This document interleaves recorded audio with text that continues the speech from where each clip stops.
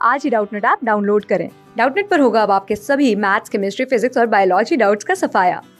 बस अपने क्वेश्चन की फोटो खींचो, उसे क्रॉप करो और तुरंत वीडियो सोल्यूशन पाओ।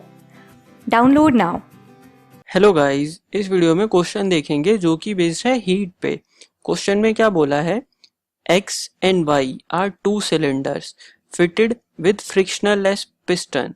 Both of them contain equal amount of oxygen at 200 Kelvin. तो दोनों का ही टेम्परेचर इनिशियल क्या है, सेम है। Equal amount of heat is given to the gas in each cylinder. दोनों को ही हमने क्या दी, Q जो दी, दोनों को हमने सेम दिया। However, the piston A is fixed while piston B is movable. तो ये इंपॉर्टेंट लाइन है, ध्यान रखना। पिस्टन ए को हमने फिक्स रखा और बी जो है मूवेबल है। What is the rise in temperature of the gas in B if the rise in temperature of A is 42 kelvin. तो देखो, सबसे पहले हमें जो जो चीजें गिवन है वो लिख लेते हैं। एक हमारे पास सिलेंडर है एक्स, दूसरा सिलेंडर है वाई। अब मतलब ठीक है, और हमने दोनों में ही क्या डाला, O2 डाला, ऑक्सीजन। हाउएवर पिस्टन जो ए है, ए मतलब एक तरह से एक्स वाले सिलेंडर में ए पिस्टन है ना, तो पिस्टन ए है वो फिक्स रखा, मतलब हमने यहाँ क्या रखा, वॉल्यूम कांस्टेंट रखा। ठीक है, जबकि पिस्टन बी जो है वो मूवेबल है, तो यहाँ क्या है, एक तरह से हमारा प्रेशर कांस्टेंट है। ठीक है, यहाँ वॉल्यूम इंक्रीज करेगा और प्रेशर कांस्टेंट रहेगा। ठीक है, प्रेशर कांस्टेंट, टेम्परेचर तो ऑब्वियस है कांस्टेंट नहीं रहेगा। क्यों नहीं रहेगा, क्योंकि हमने हीट सप्लाई करी है। ठीक है, तो ये हमारा ये एक्स और वाई सिलेंडर की बात हुई। अब हमें क्या बोला है, हमें बोला है Q1 is equal to Q2। मतलब जो हमने एक्स को हीट सप्लाई की वही हमने वाई को भी हीट सप्लाई की। तो हमें पता है कांस्टेंट वॉल्यूम के केस में जो हमारा हीट का फॉर्मूला होता है वो क्या होता है, कांस्टेंट वॉल्यूम के केस में N CV डेल्टा T, है ना।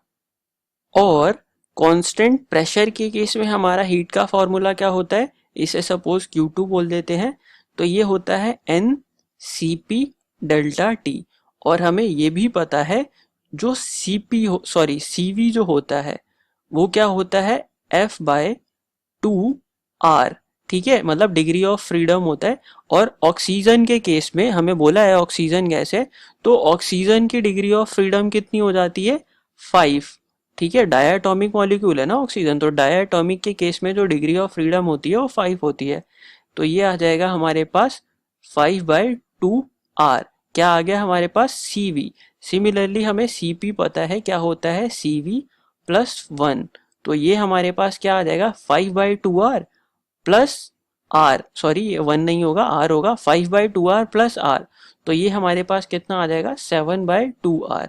अब हमें हीट क्या बोला है, सेम है, तो कुछ नहीं करना, आप सिंपल सारी वैल्यूज पुट करनी है।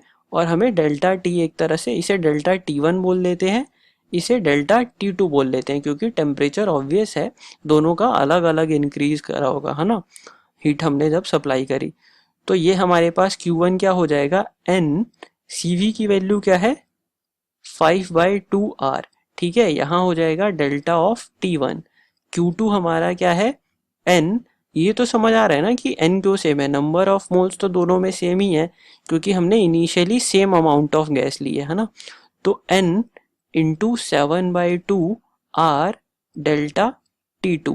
ठीक है, अब यहाँ N से N कैंसल होगा, R से R कैंसल होगा, 2 से 2 कैंसल होगा, तो हमारा यहाँ से क्या आ जाएगा, 5 delta T1 is equal to 7 delta T2। हमें बोला हुआ है if the rise in temperature of A is 42 kelvin. मतलब फर्स्ट केस में जिसमें हमने वॉल्यूम कांस्टेंट रखा था, उसमें जो राइज इन टेम्परेचर था डेल्टा टी वो कितना था, 42। तो ये हो जाएगा 5 into 42 is equal to 7 into delta T2। ठीक है, तो यहाँ ये किस पे कैंसिल हो जाएगा, 6 से, और 5 6 जा कितना होता है, 32। तो हमारा यहाँ से डेल्टा T2 कितना आ गया, 30 केल्विन। ठीक है, मतलब कि अगर हम कांस्टेंट प्रेशर पे सेम हीट देंगे तो उस केस में हमारा कौन कितना टेम्परेचर राइज करेगा, 30 केल्विन। ठीक है, तो ऑप्शन थर्ड करेक्ट हो जाएगा। Thank you guys for watching this video. Class 6 से 12 से लेके नीट, IIT, जेई मेंस और एडवांस के लेवल तक 10 मिलियन से ज्यादा स्टूडेंट्स का भरोसा। आज ही डाउनलोड करें डाउटनेट ऐप या व्हाट्सएप कीजिए अपने डाउट्स 8400 400 400 पर।